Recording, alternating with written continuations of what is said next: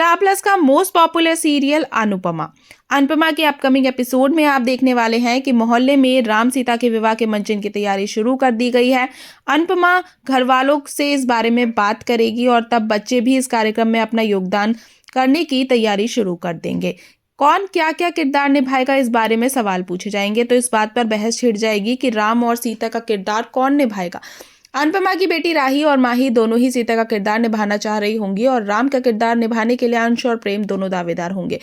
इसी बात पर चिट निकालने का फैसला लिया जाएगा। माही आगे आकर खुद ही चिट बनाने का फैसला लेगी। माही पर्चियों में सभी के नाम लिखेगी, लेकिन अपने और प्रेम वाली पर्ची पर एक छोटा सा डॉट पहचान के तौर पर लगा देगी। क्योंकि पर्चियां उसे ही चुननी होंगी तो वह अपने और प्रेम के नाम वाली पर्ची चुनेगी और इस तरह प्रेम को बेमन ही राम का किरदार माही के साथ निभाना पड़ेगा। लेकिन उसे नहीं पता है कि किस्मत ने आगे कुछ और ही तय कर रखा है।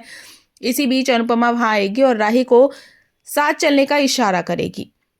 राही अपनी माँ के साथ जाकर जानकी काकी और किचन की सभी औरतों से माफी मांगेगी। जानकी काकी पहले तो नाराज होंगी, लेकिन बाद में वह बेमन राही को माफ करने का फैसला कर देंगी।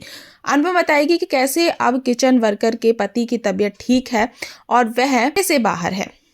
साथ ही राही भी अपनी गलती का पछतावा होने की बात कहेगी और आगे से किसी के साथ बदतमीजी नहीं करने का प्रण लेगी। लेकिन जानकी काकी और बाकी औरतें इस शर्त पर काम पर लौटने की बात कहेंगी कि किचन का संचालन अनुपमा ही करेगी। अनुपमा की बेटी राही इस बार मायूस होने की बजाय खुश होगी कि उसकी माँ अब बिजनेस संभाल रही है।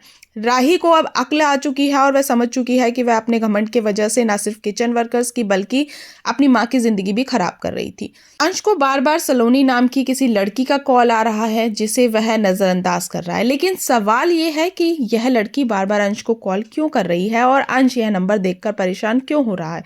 फैन थ्योरीज की माने तो ये लड़की अंश को किसी वजह से ब्लैकमेल कर रही है।